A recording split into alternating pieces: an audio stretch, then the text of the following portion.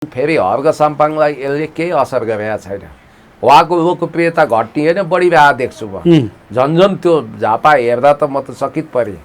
त इतिहासकै ठुलो मानव सागर गोरु होइन गाई काट्न फेरि सुरु हुन्छ र यो गोरु काट्ने अभियान चाहिँ धरानमा मात्रै होइन है, अब देशभरि हरेक जिल्लामा, हरेक गाउँमा, हरेक टोलमा, हरेक वडामा गोरु काट्ने अभियान सुरु हुन्छ। गाईलाई चाहिँ राष्ट्रिय जनावरबाट त्यो सूचीबाट हटाइदिउँ होइन, राष्ट्रिय जनावरको सूचीबाट गाईलाई हटाएर एकसँग गएर राखौँ। अब जस्तै गाई, गोरु, बाख्रा, खसी, राँगा, बोका यी सबै चाहिँ के हुन्, उपभोग्य मासुहरू हुन्। त्यसलाई उपभोग्य मासुमा राखौँ। पुण्य सर, यहाँलाई हार्दिक स्वागत छ। थ्याङ्क यू सो मच, धन्यवाद। भर्खरै हामीले भिडियो हेऱ्यौँ होइन, त्यो पक्कै एआई त होइन होला होइन, यहाँ विष्णु थाम्देन भनिएर कोड गरिएको छ होइन, कि यो एआई हुनुपर्छ? तपाईँलाई के लाग्छ यो के हो यो वास्तव? के भन्दै हुनुहुन्छ? एआई हुँदै होइन, एआई भिडियो हामी चिन्दछौँ, त्यसको भोइस, त्यसको भिडियो क्वालिटी ठ्याक्कै थाहा हुन्छ। डिप फेकबाट बनाएको एआई जेनेरेटेड भिडियो प्रष्टै चिनिन्छ। यो कुनै एआई सेआई होइन, यो प्रष्ट रूपमा विष्णु थाम्देन भन्ने मानिस, सम्भवतः यिनी जनमुक्ति पार्टीका होलान्, के होलान्, यिनी कुमार रेङदेनको नजिक पनि हुन सक्छन्। उहाँ चाहिँ यो विजयपुर डाँडामा चिन्डोको विवादमा हर्क साम्पाङको बालको खाल उतार्न श्रम संस्कृति पार्टीको खोइरो खन्न र हर्क साम्पाङज्यूको लोकप्रियतामाथि हिलो छ्याप्न गर्जिएर आउने व्यक्तिमध्ये एक हो। र त्यो लिम्बू र राईको विवादलाई अनावश्यक रूपमा हावा दिने, त्यसमा त्यो आगोमा पेट्रोल हाल्ने र त्यसलाई अनावश्यक रूपमा चर्काउने व्यक्तिमध्ये उहाँहरू पनि हुनुहुन्छ। जस्तै नि त्यही त तपाईँको अब यदि यो एआई होइन भने, एआई रहेछ भने हामी माफी चाहन्छौँ होइन, त्यो उहाँले पुष्टि गर्ने कुरा हो होइन। उहाँले एआई भन्नुहुन्छ कि अथवा मैले बोलेकै भन्ने स्वीकार गर्नुहुन्छ, त्यो उहाँमा भर पर्छ। तर हामी बोल्दा चाहिँ तपाईँको यदि एआई होइन भने होइन, यदि विष्णुजीले नै बोल्नु भएको हो भने गोरु काट्ने अभियान चाहिँ उहाँहरू चलाउने होइन। अब गोरु काटिन्छ, एकछिन गएर राष्ट्रिय जनावर बनाउनुपर्छ, गाईलाई राष्ट्रिय जनावरबाट हटाउनुपर्छ भन्ने उहाँहरू, अनि दोष चाहिँ हर्क साम्पाङलाई होइन। तपाईँको हर्क साम्पाङले गोरु काट्यो, हर्क साम्पाङले गाई काट्यो होइन, मेरो त विभिन्न लान्छन् लगाउने यस्तो यस्तो पनि हुन्छ होइन। दुनियाँलाई थाहा छ हर्क साम्पाङले अहिलेसम्म गाई काटौँ, इभन उहाँले त राँगा बोका कुखुरा काटौँ पनि भने मैले सुनेको छैन। होला उहाँ व्यक्तिगत रूपमा शाकाहारी हुनुहुन्न होला, तर उहाँले के चाहिँ भने मैले सुनेको छु भने कुनै पनि प्राणीको हत्या गर्नु हुँदैन है। हामी बुद्धवादी हुनुपर्छ, मान्छेले अरू जीवात्माहरूको पनि ज्यान रक्षा गर्नुपर्छ भनेरै उहाँले चराचुरुङ्गी पशु पक्षीको लागि त्यत्रो तपाईँको कल्चरल पार्क बनाउनु हो, सांस्कृतिक पार्क, श्रम संस्कृति पार्क। त्यहाँ तपाईँको लटरम्म फलफुलहरू यिनी जनावरको लागि रोपिदिनु भयो। अनि उहाँको चाहिँ अहिलेसम्म बाँदर पनि मार्नु हुँदैन भन्नुहुन्छ उहाँ होइन। त्यसकारण हिंसा विरोधी मान्छेको रूपमा मैले हर्क साम्पाङज्यूलाई चिनेको छु। अब उहाँलाई बारम्बार यो झुटो आरोप लाग्नुको एउटै कारण आरएनजीले एमएनओमा हुँदा कतै बोलिदिनु हो, कतै भाषण गरिदिनु भएछ यस्तै गाईको विषयमा। अब त्यो एमएनओको घोषित नीति अनुसार एमएनओको मान्छे उनीहरूको घोषणा पत्रमा त्यही रहेछ। उहाँले एउटा कार्यकर्ताको हैसियतले त्यो बोलिदिनु भएको कुरालाई सारा त्यो चाहिँ मानव हर्क साम्पाङको श्रम संस्कृति पार्टीको घोषित नीति नै हो। यिनीहरूले गाई काट्ने अभियानै सुरु गरे, हिन्दू विरोधी हुन्, यिनीहरू देश विरोधी हुन् भन्ने हिसाबले कोलाहल मचाएको देखियो। अब हुँदाहुँदै यी मान्छेलाई पनि हर्कजीकै कार्यकर्ता भन्दिने बेर छैन यहाँ दुर्गा प्रसाद है, विष्णु थाम्देनजीलाई, विष्णुजीलाई, विष्णु थाम्देनजीलाई। म तपाईँलाई के भन्छु भने हर्क साम्पाङज्यूले न राष्ट्रिय जनावरबाट गाई हटाउँ भन्नुभएको छ, न उहाँले जनावरहरूको हत्या गरौँ भन्नुभएको छ, न बधशाला बनाउँ भन्नुभएको छ। यो भन्ने अरू नै छन्, यो गर्ने अरू नै, दोष खेप्ने हर्क साम्पाङ, धान खाने मुसा, चोट पाउने भ्यागुता भने जस्तो भएन र। त्यसकारण हर्क साम्पाङज्यूलाई दुनियाँभरिका ग्लोबल्सहरूले प्रोपोगन्डा गरेर झुटो कुराहरू स्थापित गर्न लागि परेका छन् र उहाँले गाई काट्ने अभियान काहीँ सञ्चालन पनि गर्नुभएको छैन, त्यस खालको कुरा पनि गर्नुभएको छैन, गाईलाई निन्दा पनि गरेको छैन। गाई मात्रै होइन, कुनै पनि जनावर काटौँ भन्नुभएको छैन उहाँले। त्यसै होइन, हत्या हिंसाबाट टाढै रहनुपर्छ, टाढै होइन? रहनुपर्छ। कसैले हामी हत्या हिंसा व्यभिचार लुट होइन पाप केही गर्नु हुँदैन क्या, हुँदैन। हो, त्यो प्रकृति पूजक चिन्तन हो। र अब यहाँ चाहिँ के छ भने हामी त अझै के भन्छ भने गाई मात्र होइन, अन्य कुनै पनि पशु पन्छी नकाटौँ, होइन? उसको पनि प्राण, उनको हत्या गर्नु, कसैको हत्या गर्नु हुँदैन, उसलाई पनि जिउने रहर होला, होइन? होइन, खसीको आत्मा जति हो अरू प्राणीको पनि त्यति नै हो क्या।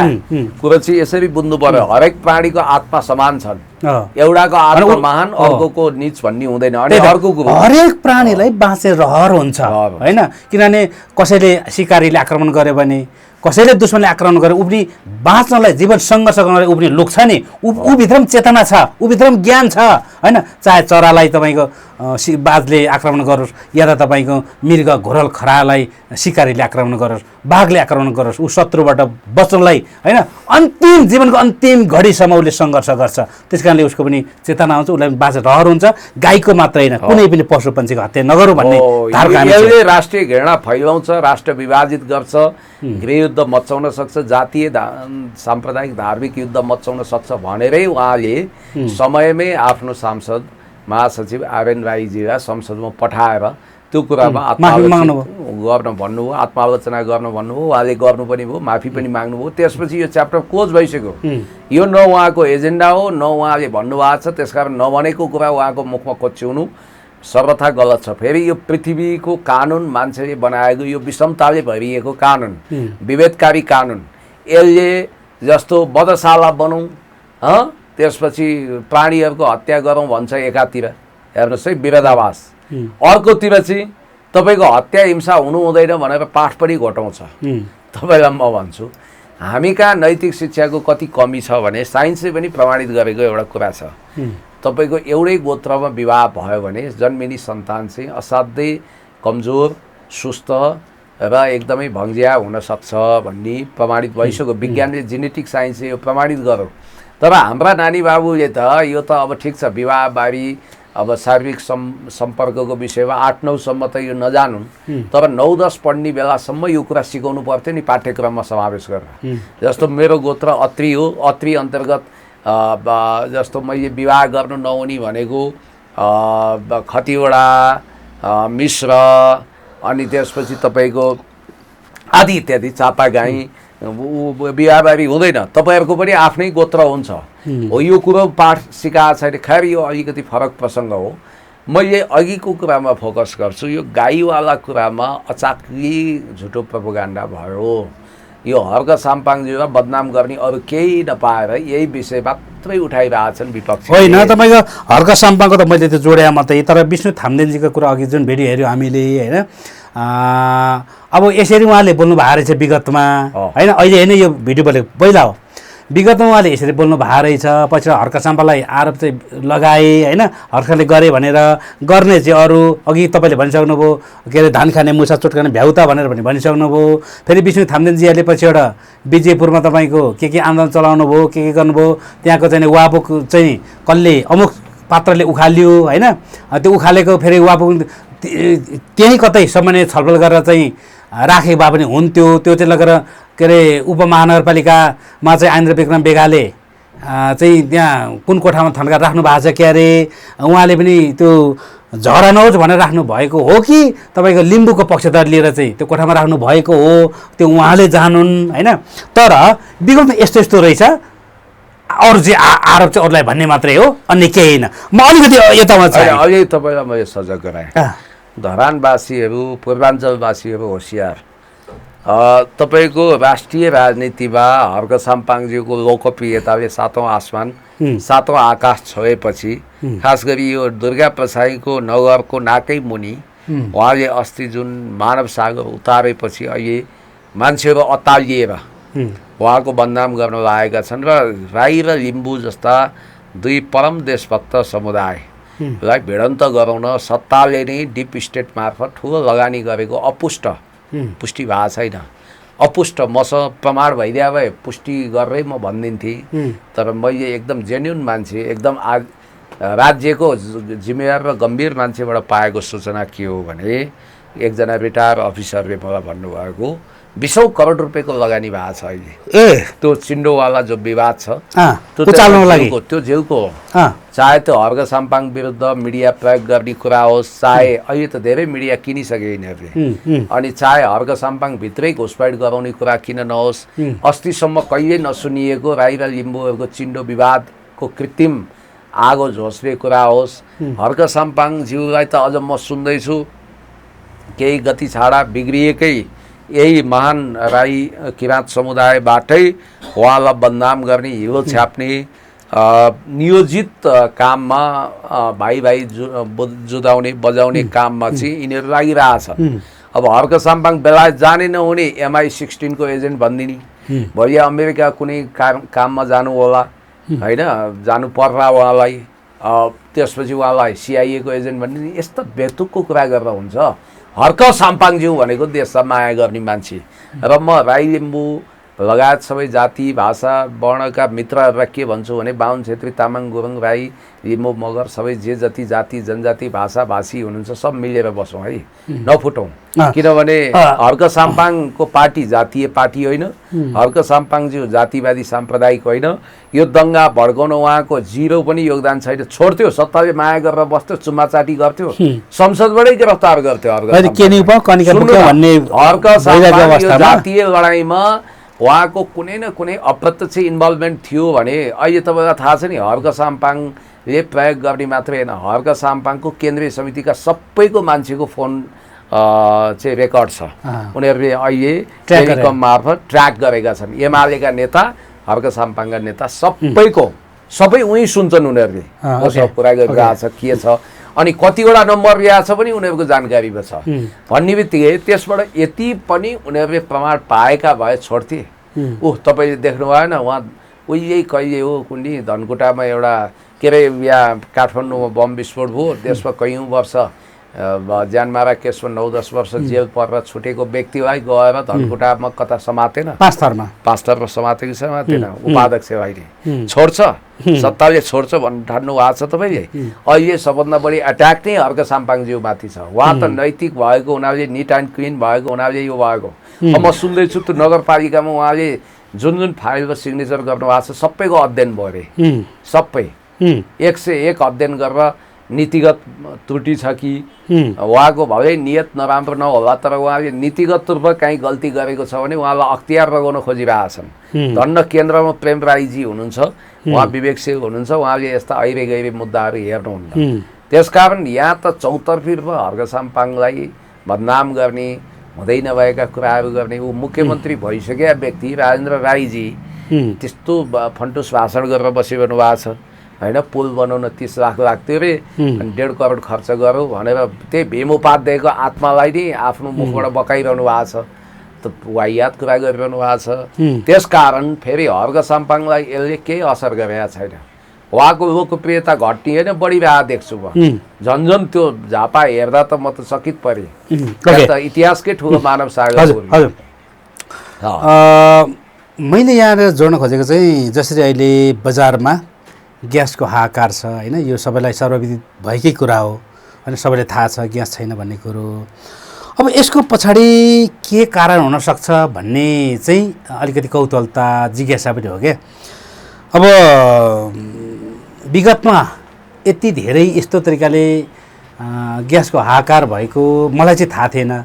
विगतमा भयो होला, म जन्मिँदा अगाडि भयो होला, मैले थाहा नपाएको बेला भयो होला, तर मैले थाहा पाइकन चाहिँ अहिले यस्तो हाहाकार भइरहेको छ होइन। हिजोको दिनमा खराब गए गुज्रेको पार्टी भनिएका पार्टीहरू सरकार हुँदा पनि यस्तो हाहाकार थिएन। अब तपाईँलाई के लाग्छ, कतै यो होइन, कतै यो सरकारले नै कृत्रिम अभाव गराएको त होइन भन्ने शङ्का पनि म गर्छु। किन भन्दाखेरि केही समय अगाडि सरकारले अर्थमन्त्री मार्फत विद्युतमा पनि 5% कर लगाउने घोषणा गरेको थियो होइन। विद्युतमा 5% कर लगाउनलाई कति हुनुपर्थ्यो, 50 युनिट बिजुली प्रयोग गरेको हुनुपर्थ्यो। अब इन्डक्सन चुलो हरेक घरमा बाले भने 50 युनिट काट्छ होइन। 50 युनिट काटेपछि 5% कर असुल्न पाइयो त्यस कारणले मैले भनेको बुझ्नुभयो होला कतै यो त्यतैको खेल त होइन तपाईँलाई के लाग्छ हुनसक्छ यो कुरा कसरी यसलाई चाहिँ व्याख्या गर्नुहुन्छ त होइन यो कुरा एकदमै तर्कपूर्ण छ तपाईँको दमदार तर्क गर्नुभयो तपाईँको धन्यवाद छ मैले पनि यो विषयमा अलिकति सोच्न खोजिरहेको थिएँ यो किन पनि यो तपाईँको तर्कमा शक्ति छ भने सरकार त जनतालाई चुसेर कुटेर काटेर के गरेर हुन्छ उसको एउटै उद्देश्य जनतालाई मारेर खुन पसिना सोसेर भने पनि उसलाई सरकारी ढुकुटी भरिभराउ गर्नु छ उसले ट्याक्स जनताबाट जसरी नि असुल्नु छ जनता भाँडमा जाउन् उसलाई मतलब छैन उसको एउटै चिन्ता र चासो के भने अब विदेशी अनुदान छैन ऋण लिएर कति चलाउनु राजस्वको परिचालन राम्रो छैन बजेट गतिकोसँग आएको छैन उसको एउटै उद्देश्य भनेको जसरी हुन्छ अब राजस्व र व्ययको अनुमानित खाका हेर्दै पनि त्यो दुराशय प्रकट हुन्छ त्यसकारण सरकारको इन्टेन्सन एकदम गलत भएको हुनाले अहिले ग्यास विक्रेता पसलेहरूसँग अवस्थित सेटिङ गरेर सरकार आफै कृत्रिम अभाव सृजना गर्न लागेको हुनसक्छ किनभने आयल निगम भन्छ तपाईँहरूलाई हामीले जति पनि ग्यास सप्लाई गरेका छौँ कुनै समस्या छैन लाइफ लाइन कहीँ बन्द छैन भन्छ अनि सम्बन्धित डिपोवालाहरू भन्छन् ग्यास बुलेटबाट ग्यास आएको आइछ के समस्या छ भन्छ समस्या कहाँ छ भने पसलमा ग्यास पाइँदैन नाम लेखाउनु भयो भने पनि महिना दिनपछि पाल्दा आउँछ भन्छ हेर्नुहोस् है गयो कहाँ त ग्यास आइरहेछ अहिले नाकाबन्दी पनि छैन नाकाबन्दीमा पनि तपाईँले ठिक भन्नुभयो यति ठुलो हाहाकार थिएन आपूर्ति ठिकै ढङ्गले भइरहेको थियो पहिला हामी हाफ सिलिन्डर दिन्छु भने अहिले एक थोपो पनि ग्यास दिँदैन ए बाबा यो ग्यास भने यस्तो सरकारको प्रचार छ कि उसले हामीलाई सित्तै अनुदानमा दिएको थियो रातमा अनि त्यो ग्यास चाहिँ अहिले तत्कालको लागि चाहिँ बन्द गरे जस्तो गरिएको छ हामीले मूल्य वृद्धि भएको कुरो सहयौँ हामी वास्तवमा बेवकुफ पनि हौँ सहनु हुँदैन थियो सहयौँ हामी कुल बढेड हौँ ल त्यतिसम्म ठिकै भयो त हाम्रो अधिकार हो नि तपाईँलाई दया गरायो सरकारले अनि तपाईँ पसलमा जानुहुन्छ त्यत्रो चर्को मूल्यको ग्यास किन्नुहुन्छ अनि तपाईँले त पैसा लिन्छ तपाईँसँग त्यो पनि ग्यास जस्ता चिजहरू उधारोमा हुँदैन हाताहाती हुन्छ भन्ने बित्तिकै अहिले तपाईँले पैसा तिरेर पनि पाउनुहुन्न म सुन्दैछु ब्ल्याकमा पाइयो अरे अब यो इन्डक्सन चुलो बेचेर व्यापक विद्युत खपत गराएर ट्याक्स भरमार असुल गर्ने सरकारको दुराशय हुनसक्छ र त्यसको लागि पनि त अहिले यति पैमानामा इन्डक्सन चुलो प्रयोग गर्दा त झ्याप्प लाइन जान्छ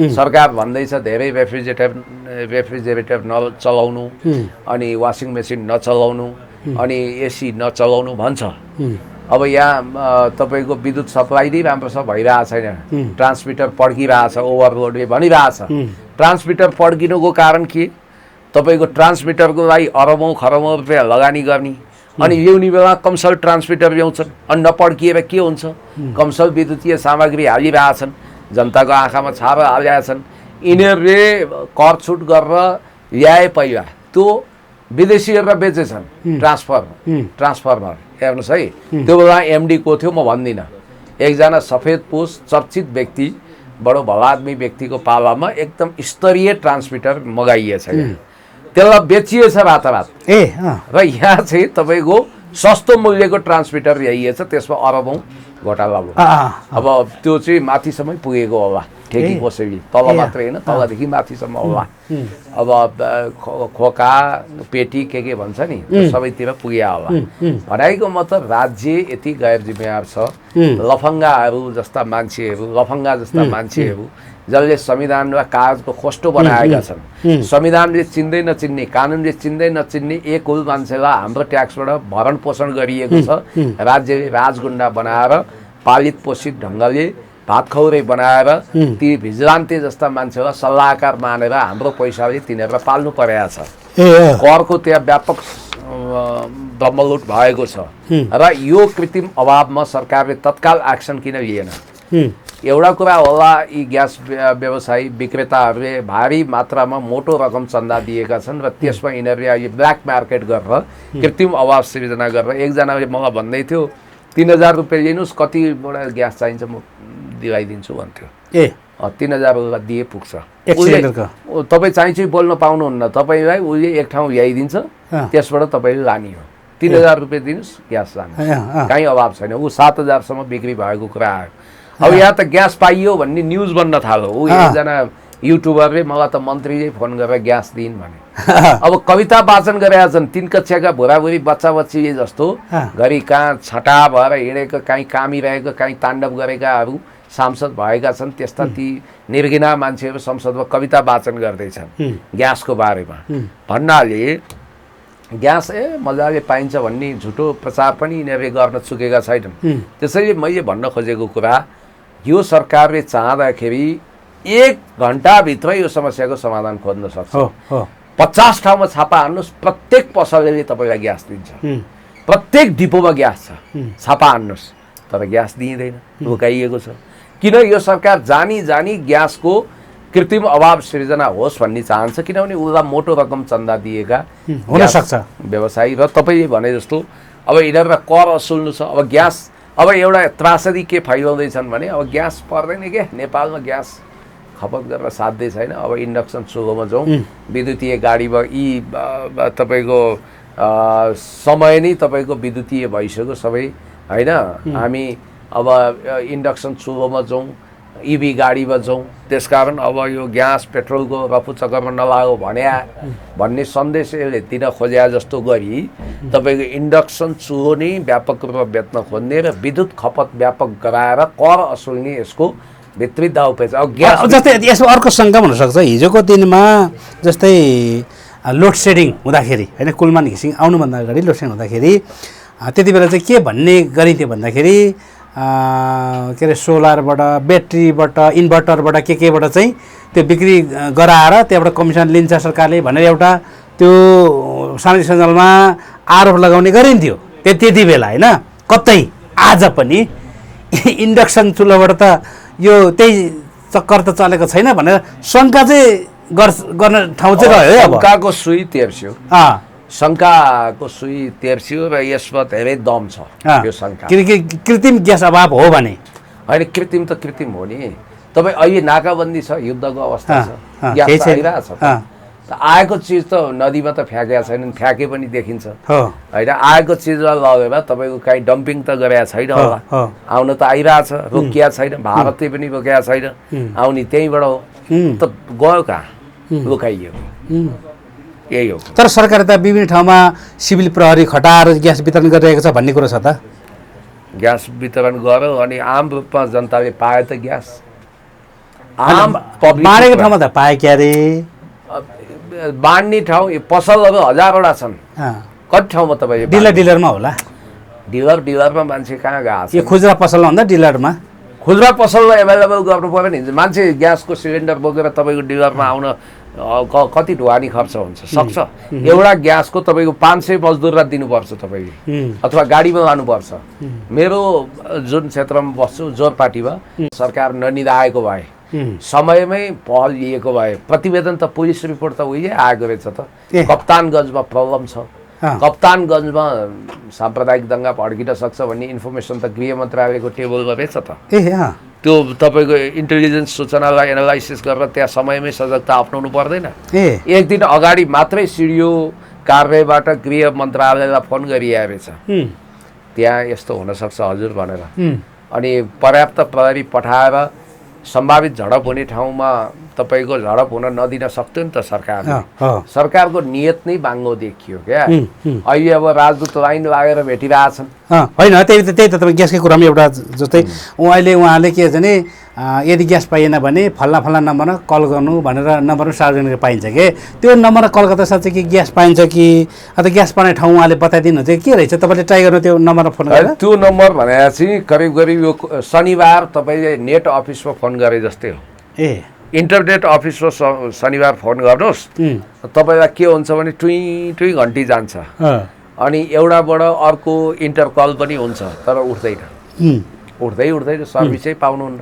त्यो बेतुकको नम्बर हो त्यो। त्यसबाट केही चल्दा पुर्जा हुने खाने मान्छे थर्काउन सक्ने केही सुविधा पाए भने बेग्लै कुरो। आम पब्लिकलाई त्यो नम्बरले केही फाइदै गर्दैन, त्यसबाट केही पनि सल्युसन आउँदैन। त बेतुकको कुरा हो। अघि के जोड्न खोज्दै हुन्थ्यो तपाईँले त्यहाँ? मैले अघि जोड्न खोजेको चाहिँ यो सरकारको रवैया देख्दा म चकित हुन्छु क्या। जस्तो पहिला राजदूतसँग भेट्ने विधि बनाउँछौँ भन्यो, कोड अफ कन्डक्ट जारी गर्यो, अहिले खुल्लाम भेटिरहेछन्। हुन त यिनीहरूले भेटिरहेछन्, सूचना मात्रै नआएको बाहिर होइन। अब यो छ। अब अर्को कुरो, चाइनिज राजदूतले भेटेर अब्जेक्सन गरेपछि तत्कालको लागि भन्ने भाषा प्रयोग गरियो। तिब्बती कथित कुख्यात तिब्बती सम्मेलन रोकियो। त्यसको सिधा उद्देश्य भनेको दलाई लामाका प्रतिनिधिहरू नेपालमा ल्याएर चीनबाट तिब्बत अलग्याउनु पर्छ भन्ने अभिव्यक्ति दिएर फ्री तिब्बतको जुन एजेन्डा छ त्यसलाई एक्सप्लोर गर्न खोजेको, विश्वव्यापी बनाउन खोजेको। त्यो हिम्मत युरोपले जुटाउन सकेका छैन। जेनेभामा 70 को दशकमा भयो, अहिले गर्न सकेका छैन। निर्वासित दलाई लामाको सरकारको प्रतिनिधि आउने रे यहाँ। अब गृहमन्त्री त्यसको लागि सारा सुरक्षा प्रबन्ध भइसक्यो भन्छन्। हातमा टिओबीको ट्याटु छ। अब चिनिया राजदूतले सायद त्यसैको लागि भेटे। अब खुल्लाम नवीन श्रीवास्तवसँग बालेन शाहजीले भेट्नु होइन। भेट्दाखेरि कमसेकम उसको आइडेन्टिटी कार्ड हेरेन भने त्यो कुन देशको नागरिकै छुट्टिँदैन। त देशको प्रधानमन्त्रीले दौरा सुरुवाल ढाका टोपी लगाउनु पर्दैन विदेशी डेलिगेटसँग भेट्दा। औपचारिक भेटघाटमा त्यो शिष्टाचार भेटघाटमा त्यो कर्टसी मेन्टेन गर्नु पर्दैन। उहाँले तपाईँ पर्सनल हेर्दाखेरि ठिकै छ। अनि पर्सनल पनि प्रधानमन्त्रीको चेयरमा बसेको मान्छेले पदभरि कमसेकम त्यो पोसाक लगाउनु पर्छ। ऊ पदमा रहँदा त्यो त सम्माननीय पद हो नि। तपाईँ कहाँको नागरिक त तपाईँलाई केबाट चिन्ने? कपालदारी त उताको मान्छेको पनि त्यस्तै छ। राष्ट्रिय पोसाक लाइएन भन्ने कुरा। पोसाक लाउनु परेन। औपचारिक भेटघाटमा त्यो हाम्रो इज्जत गएको कुरो होइन, एउटा कुरो। अनि यहाँ तपाईँको राष्ट्रिय भन्ने बित्तिकै तपाईँको यहाँ ठुला चाहिँ हङ्गामा गरिन्छ, बढाउन गरिन्छ। अघि सुरुमा हामीले कुरा गऱ्यौँ राष्ट्रिय जनावर गाईको कुरो त्यहाँ जोडिन्थ्यो होइन। यता तपाईँको राष्ट्रिय फुलको कुरा जोडेर, राष्ट्रिय गीतको जोडेर के त्यो अलिकति बङ्गाई टुङ्गाई गर्न पाइँदैन क्या। यो पनि दोहोरो राष्ट्रिय पोसाक हो नेपालको भन्ने कुरो हो होइन त? अनिवार्य हो, अवश्य हो। दौरा सुरुवाल नै हाम्रो पहिचान हो।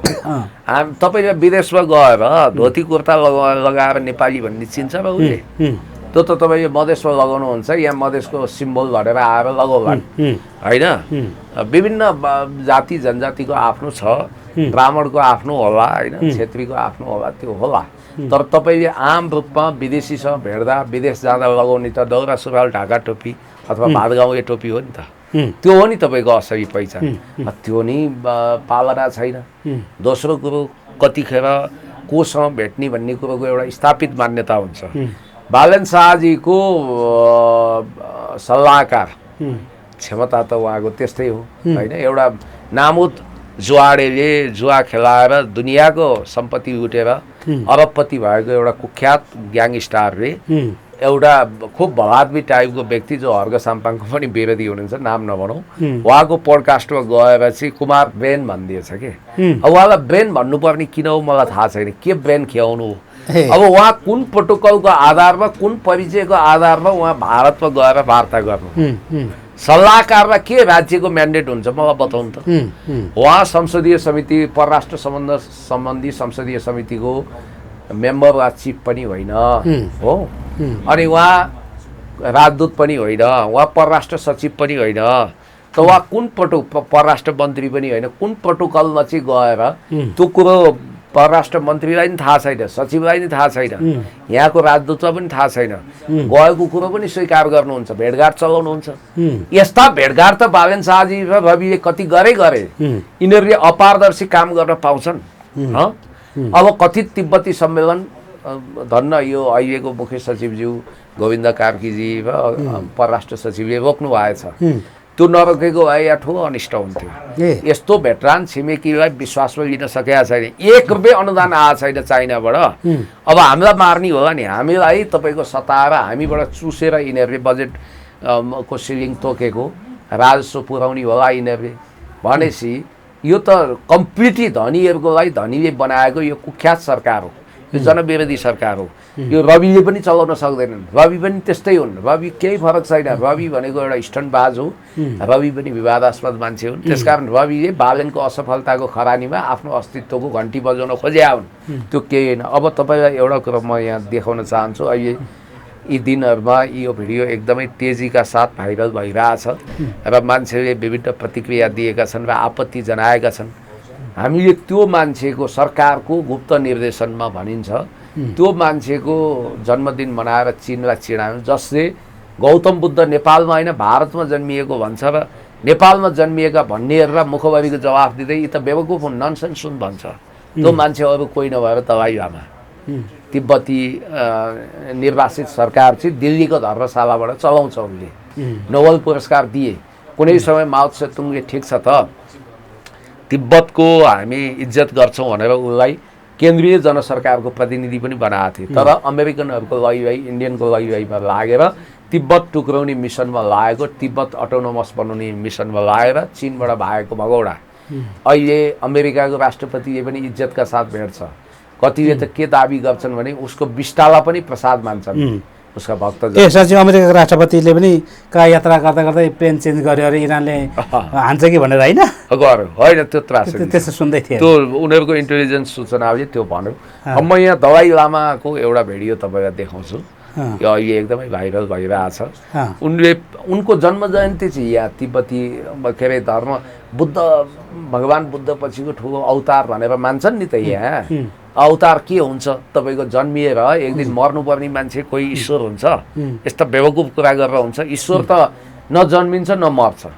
एउटा होइन, यही भ्रम त यही छ त तपाईँको के अरे रामलाई पनि भगवान् मान्ने गरेका छन्, कृष्णलाई पनि भगवान् मान्ने गरेका छन् होइन। थुप्रै थुप्रै जो चाहिँ जिसस क्राइस्टलाई पनि भगवान्कै रूपमा मान्छन्, मोहम्मदलाई पनि भगवान्कै रूपमा मान्छन्। इस्लाम धर्मावलम्बीहरूले, विभिन्न धर्मावलम्बीहरूले त्यो मान्ने गरेको छ, किनभने उहाँहरू एक समयमा जन्मिनु हो मर्नुभयो होइन। जिसस क्राइस्ट पनि जन्मेर मर्नु भएको छ।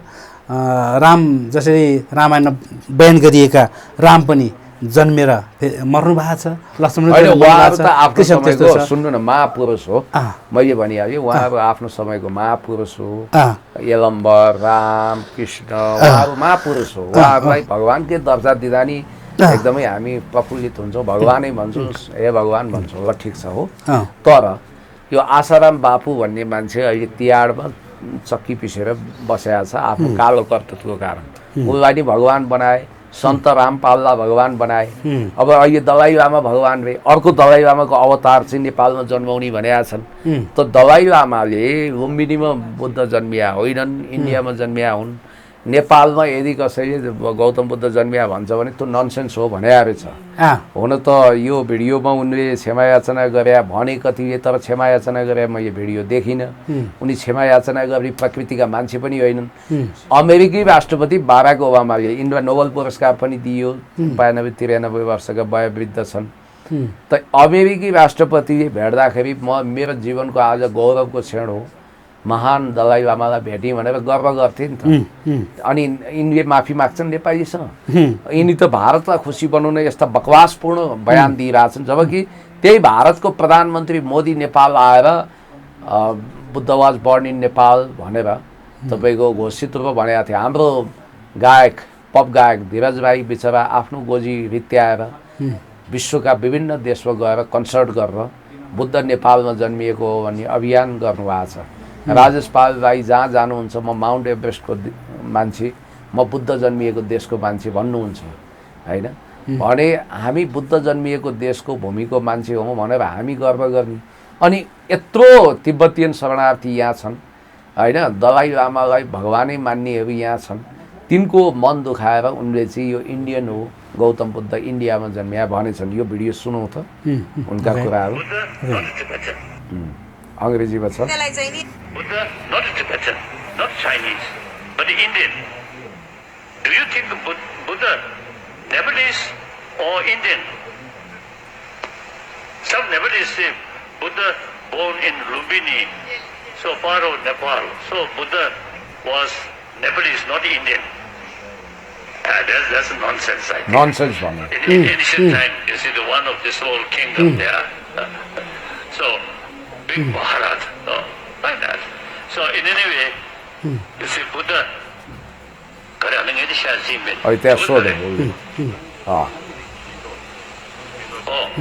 so you see Buddha, one Indian, he's teaching. बुद्धलाई उनले इन्डियन बनाएका छन्। अब हामी चाहिँ यहाँ चाहिँ दलाइका भक्तहरू के भन्छन्, दलाइ लामा महान, उनको जन्मोत्सव मनाउने। के को मनाउने?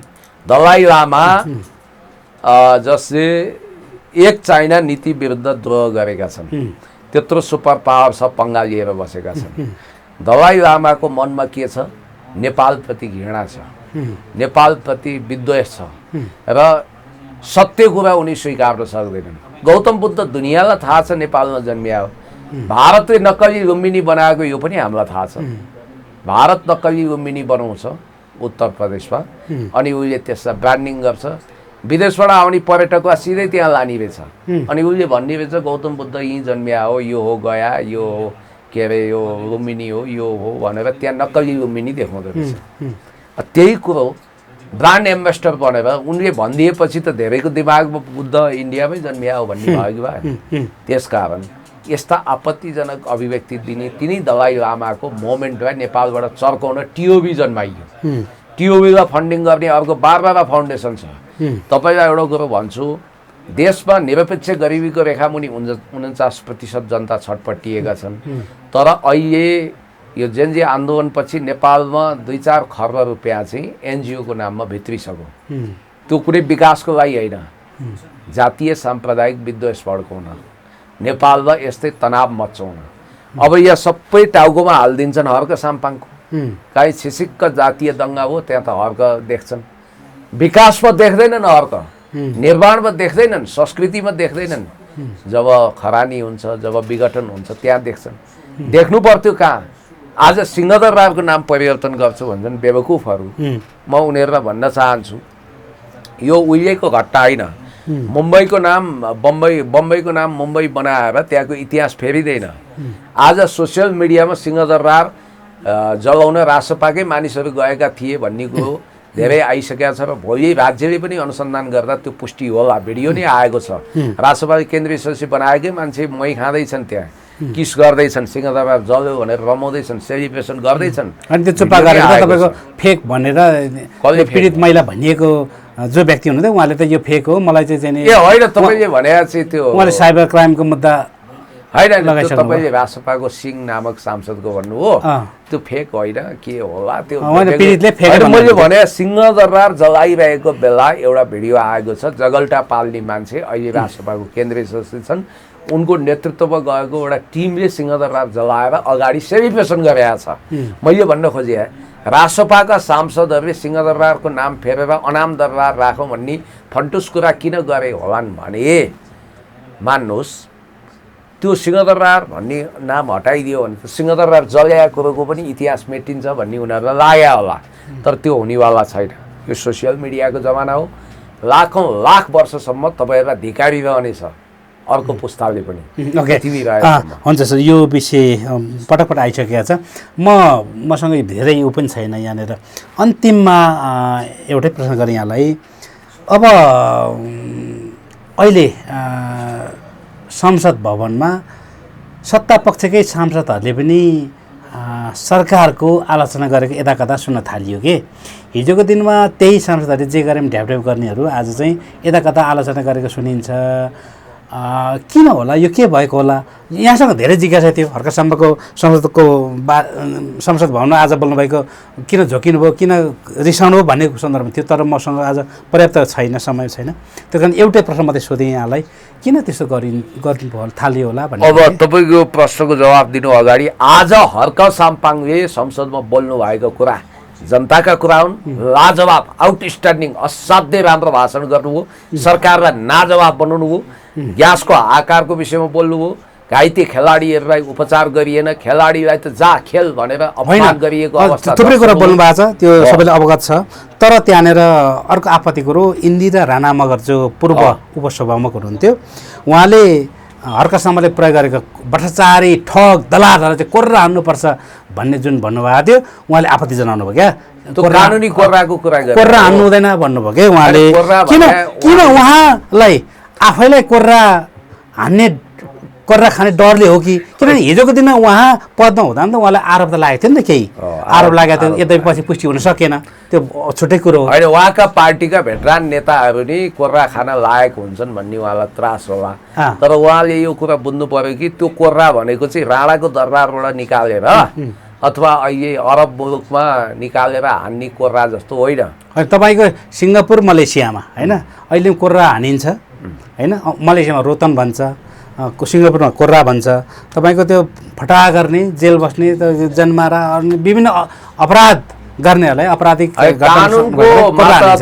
कानुन संशोधन गरेर त्यो पनि हुनसक्छ तर उहाँले कानुनी कोर्रा भन्न खोज्नु होइन कोर्रा हान्दैमा मान्छेको ज्यानै जाने होइन होइन त्यो 2-4 छडी हाने जस्तै न हो तर कोर्रा अलिक दुख्ने हो मृत्युदण्ड दिने त होइन नि कोर्रा भनेको अनुभूति हुन्छ अब तपाईँले अघि राखेको प्रश्न चाहिँ के थियो अरे अनि तपाईँको अहिले सत्ता पक्षकै सांसदहरूले किन चाहिँ आपत्ति गर्न थाले म उनीहरूलाई के भन्छु भने तपाईँहरूलाई बालन सरकार बिजाएको तपाईँहरूलाई बालन सरकार वाकवाकी लागेको बालन सरकारबाट काम चल्दैन भन्ने लागेको बालन सरकार असफल भयो भन्ने लागेको हो भने तपाईँहरू यो रोयो गरेर प्रतिपक्षको भिडमा नमिसिनुहोस् तपाईँहरू रवि लामिछानेको इसारामा कराइरहनु भएको छ रवि लामिछाने आफै हुत्तिआरा छन् उनले बालन विरुद्ध कुनै पनि कदम उठाउन सक्दैनन् नीतिगत निर्देशन दिन सक्दैनन् उनीहरूले त विधानै संशोधन गरेका छन् नीतिगत निर्देशन नमानेमा प्रधानमन्त्री पनि हटाउन सकिन्छ भन्ने उनीहरूको वैधानिक प्रावधान छ त्यसमा टेकेर उहाँलाई हटाउँदा भइगयो